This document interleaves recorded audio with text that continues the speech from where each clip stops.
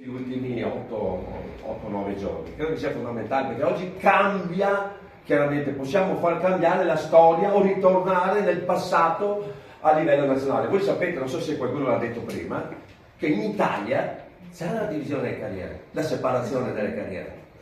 Non era un qualcosa, non è un qualcosa di nuovo. Nella storia, nella nostra storia, ci sono anche, io ho insegnato le date, nel 1865 c'era la separazione delle carriere. Quando le carriere sono state unificate? Chi l'ha fatto? I comunisti, i democristiani, i socialisti, i fascisti. Chi oggi? Cioè oggi il sì è la sinistra, il no è il centrodestra. Secondo voi nella storia chi ha fatto questo? Sinistra. La sinistra, perfetto, i fascisti. Il fascismo nel 1943 ha fatto sì che dalla separazione delle carriere, quindi pensate il controsenso oggi di chi vuole far votare il no. La separazione delle carriere è stata unificata al tempo del fascismo. Perché? Perché era un contesto punitivo. Il PM e il giudice doveva condannare chi andava là. Non era un fattore di equità e di giustizia rispetto all'equilibrio fra accusa e difesa, ma era una cosa completamente diversa. Allora voi capite che oggi tutto questo è solo un fattore di natura politica e null'altro. Ma mi sono portato questo piccolo librino che è veramente fatto molto bene. Cambiare la giustizia è giusto e non è di destra.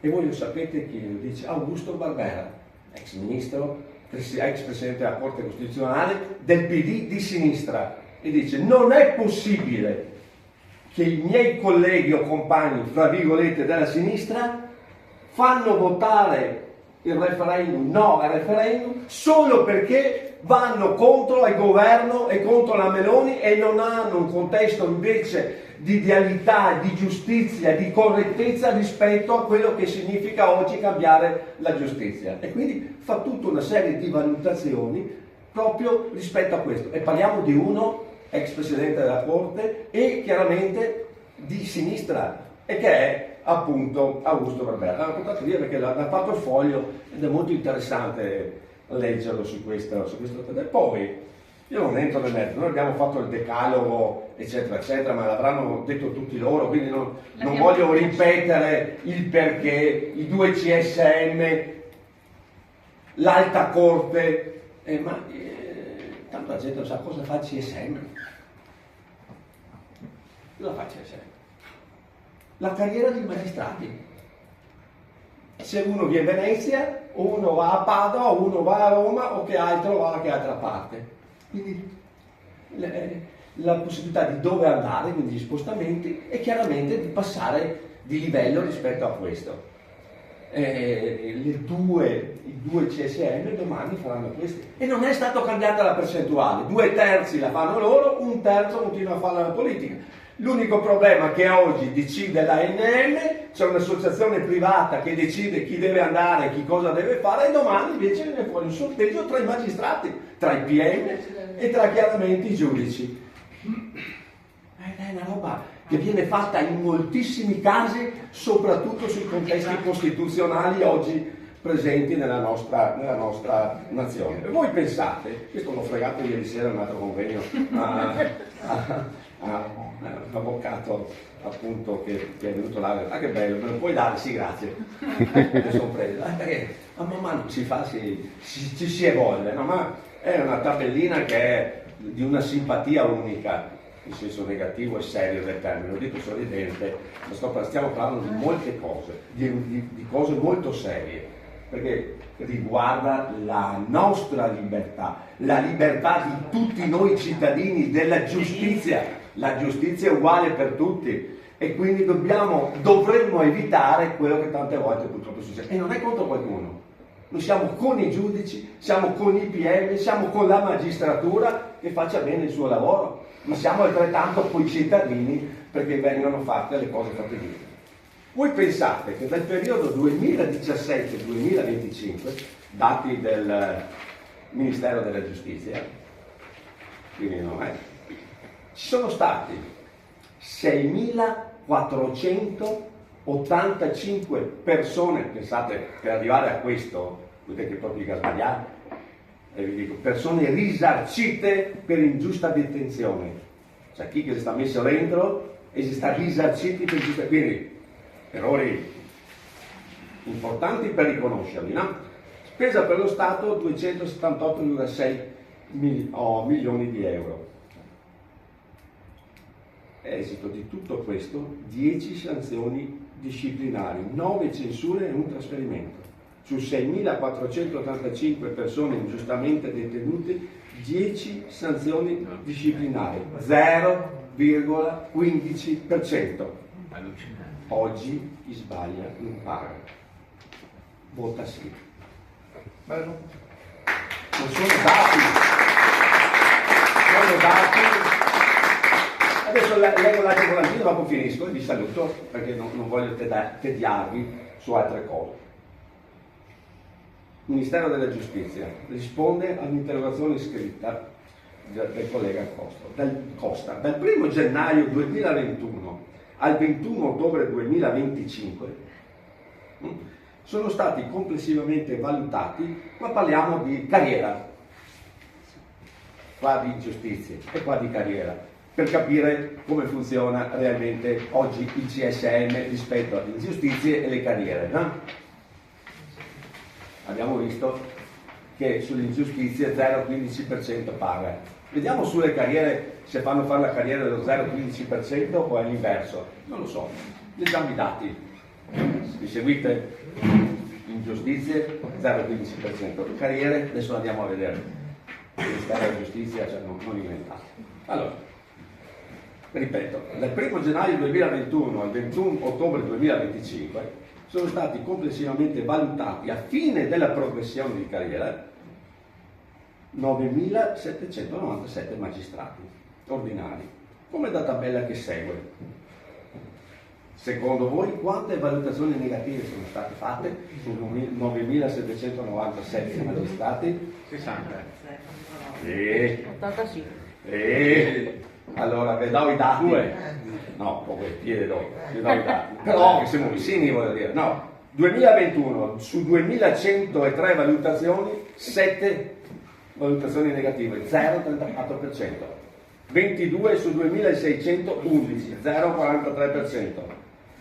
Vado avanti perché sennò 2024 su 2023, 2210, 10 valutazioni negative. Progressione 0,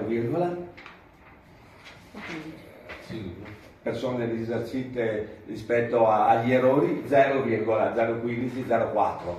Cioè, voi capite che allora c'è qualcosa che non funziona rispetto a tutto questo. E credo che questo sia uno degli aspetti fondamentali, oltre a tutto quello che poi chiaramente è stato detto, oltre ai 10 punti che spiegano tutte le parti del perché, voglio dire, la separazione delle carriere è un aspetto fondamentale, che è una scelta di libertà, una giustizia davvero al servizio dei cittadini, più giusta, più equa e più credibile. Cito le 3 parole che abbiamo scritto qua perché credo che siano fondamentali, ma è per un fattore sicuramente di più trasparenza, di meno volentismo, di garanzia per ognuno di noi, che non è più una magistratura punitiva come lo era ai tempi del fascismo, ma ritorna ad essere una magistratura equa, credibile, accanto ai cittadini, e se uno sbaglia giustamente è giusto che paga, ma però con tutte le attenzioni e tutti i criteri dovuti per chi chiaramente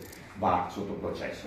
E credo che questo sia il perché bisogna andare a votare più. Ma bisogna convincere la gente, o se io vi dico anche in dialetto, bisogna andare a convincere la gente, A me non mi serve. perché attenzione, la gente non va a votare, soprattutto quelli del sì, che è la classe media e alta, ma sì, intanto abbiamo questo che altro sta, che altri blindati, perché c'è un fattore politico contro il centro-destra, che devono andare là a votare, non sa neanche perché, solo che andare a votare contro la Meloni.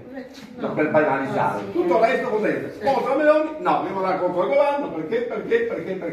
Cioè, quindi tutta strumentalizzazione politica e null'altro. Quindi dobbiamo avere la forza, la capacità di spiegare in maniera semplice cosa significa votare sì al referendum. Perché fu un problema, sì, quanto che siete andati io, quanti che ho conosciuto che avevo situazioni che dopo si stati massacrati socialmente, personalmente e dopo non ha avuto niente. A siamo stati dopo quello che succede chi muore stupratori, delinquenti eccetera, perché la burocrazia eccetera, è così. Però significa, a parte quello che succede poi anche sul problema del bambino, della mamma, cioè, ci sono situazioni talmente in giro che è veramente difficili da capire, uso un termine etico, difficile da capire per usare altri termini, che oggi è giusto, corretto, che ritorna come tutte le grandi democrazie liberali oggi che ci sono, che è la divisione delle carriere.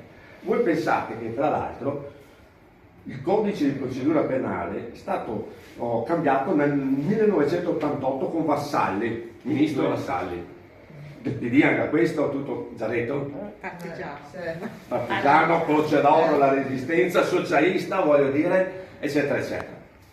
E la procedura allora è stata cambiata dal sistema cosiddetto inquisitorio al sistema accusatorio, che è quello che dovrebbe esserci. Il sistema accusatorio prevede un'ulteriore riforma che è quella della separazione di carriere, che non è mai stata fatta, è stata fatta da allora dalla sinistra ancora una volta. Oggi, voglio dire, voi capite che tutto questo porta solo a un fattore di natura che nulla a che fare con la giustizia vera, ma sono un fattore di natura di strumentalizzazione nel programma politica. di sinistra, E questo è la cosa. Nel programma della sinistra, quando andavano per votare per la Meloni o la sinistra, ok?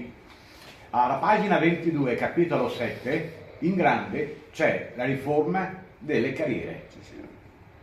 L'hanno sempre portata avanti, sempre stata, solo che nel momento opportuno, come sempre, bisogna dall'altra parte, perché non fanno quello che sono. Le bugie, purtroppo, rispetto anche a quello che dicono oggi, sono grandi. Però la strumentalizzazione oggi è ancora più forte. Dobbiamo avere la capacità. Le faccio un regalo anch'io, però, perché sennò vado in non fossi Dio prima. No. Così. Stasera che sono da un'altra parte aggiungo anche questa. Quella è la chicca del È necessario, si impara, si cresce, ma bisogna nella crescita di ognuno di noi, come spero anche questa sera sia servita a me stesso, ma anche a tutti i presenti, è fondamentale che adesso usciamo, nell'ultima settimana, portiamo avanti le ragioni del sì e portiamo la gente a votare. E credo che questo sia l'aspetto primario e fondamentale. Grazie per questa serata, grazie a Paolo, grazie a lei, grazie a tutti voi. E faccio solo l'ultimo appello che non c'entra col referendum: viva l'UDC, viva Venezia e deve vincere il candidato centrodestra, si muove anche a Venezia.